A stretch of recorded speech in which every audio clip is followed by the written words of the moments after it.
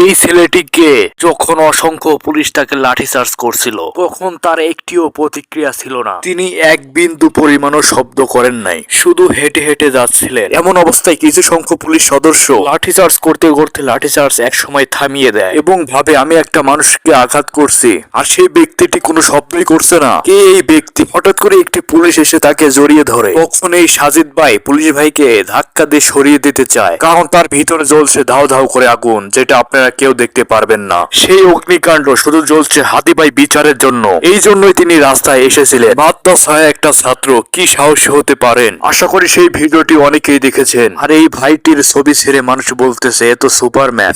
ভাইটি সুপারম্যানের মতোই কাজ করে। যখন একটা মানুষের উপর লাঠি চার্জ করা হয় সে তো এমনি ভয়ে দৌড় দিতে চায়। তবে এই হুজুরের মনের ভিতরে কোনো বিন্দু পরিমাণ ভয় ছিল না। তিনি রাস্তা দিয়ে ধীরে ধীরে হেঁটে হেঁটে যাচ্ছিলেন। এমনকি আঘাতের যন্ত্রণাও তিনি শরীরের মধ্যে নিচ্ছিলেন। এই পৃথিবীর আমি কাউকে ভয় পাই না, শুধু আল্লাহ তাআলাকে ভয় পাই, যেটার বাস্তব পরিমাণে সাজিদ ভাই দিয়েছে।